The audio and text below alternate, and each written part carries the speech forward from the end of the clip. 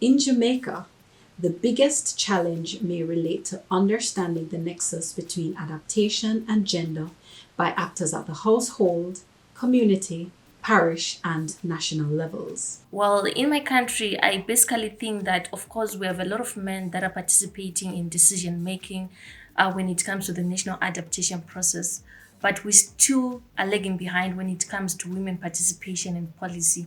And I think that is one of the biggest challenges that we are having, whereby we get to find more women that are on the ground implementing the projects. But when it comes to policy and decision making, we do not have a lot of women that are contributing to policy. Dans mon pays, je crois que le plus grand défi à relever pour la planification de l'adaptation sensible au genre est l'accès équitable à l'information pour les hommes et les femmes et la participation également équitable des hommes et des femmes au processus de planification de l'adaptation au changement climatique.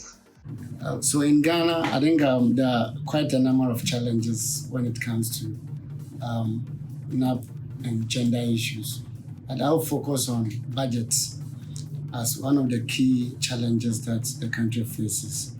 There has been quite a number of instances where other things have been talked about in plans and in policies, but they never see implementation because they haven't been allocated budgets for these issues. And so budget allocation is one of the key things that is confronting a gender responsive now process in the country. My response is low capacity of technical officers to mainstream gender and adaptation into national development planning processes, especially at the district or local level. Many technical officers do not have the requisite knowledge on how to mainstream gender and adaptation into planning. The few who do are sometimes transferred as short notices to other districts, and this truncates the efforts at gender responsive NAP processes, where knowledge transfer has not been ensured. The challenge of engaging in top-down management of adaptation planning processes also means that the kind of data and information to inform our understanding of gender-responsive adaptation options is limited. This in turn leads to spotty incorporation of gender dimensions in adaptation planning.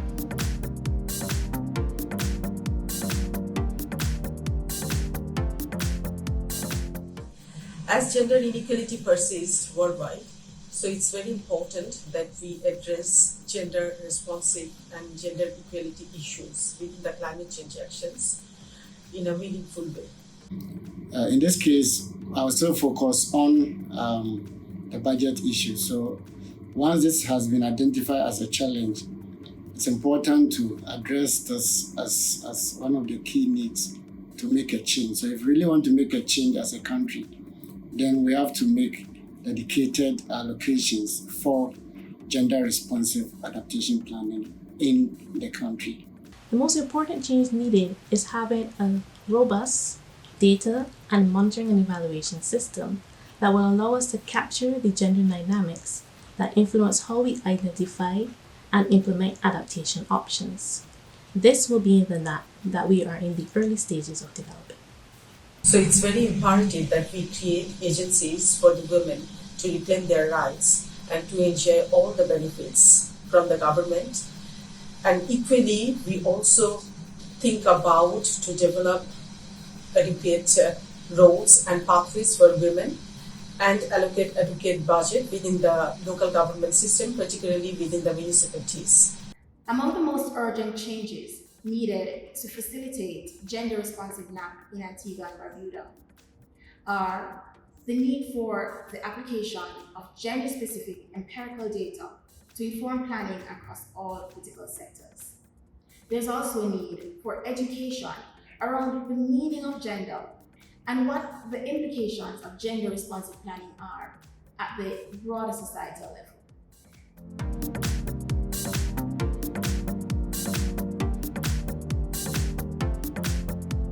The NAP process in my country would be more gender responsive if we address the information and data gaps to help decision makers involved in the National Adaptation Planning process. Le processus PNA dans mon pays serait plus sensible aux genre si toutes les femmes et les hommes ont un accès équitable à l'information et participent de manière équitable aux concertations et à la planification et au choix des options d'adaptation, et également si la budgétisation des actions d'adaptation tenait compte des besoins spécifiques des femmes et des hommes. Je crois que le processus d'adaptation serait sensible aux gens. The NAP process in my country would be more gender responsive if budgetary allocations are assigned for the actions and then the activities that are done. In that, you can have all the plans and then the policies nicely done. If monies are not assigned for implementation, no results will be achieved in that sense. The NAP process in Antigua and Barbuda would be truly gender responsive if, one, it allowed equal opportunity for the participation of men and women in all areas of planning and implementation.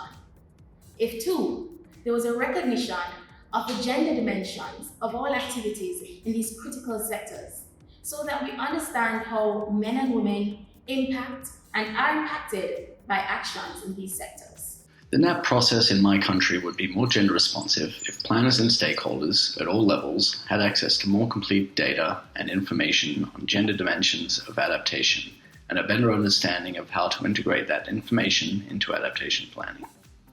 The NAP process in my country would be more gender responsive if capacity is built and sustained within institutions and not centered around individuals who do not ensure knowledge transfer and sustainability of gender responsive NAP efforts within their respective institutions. The NAP process in my country would be more gender responsive if state and non-state actors across all the various sectors recognized the value of gender in adaptation initiatives present and in the future.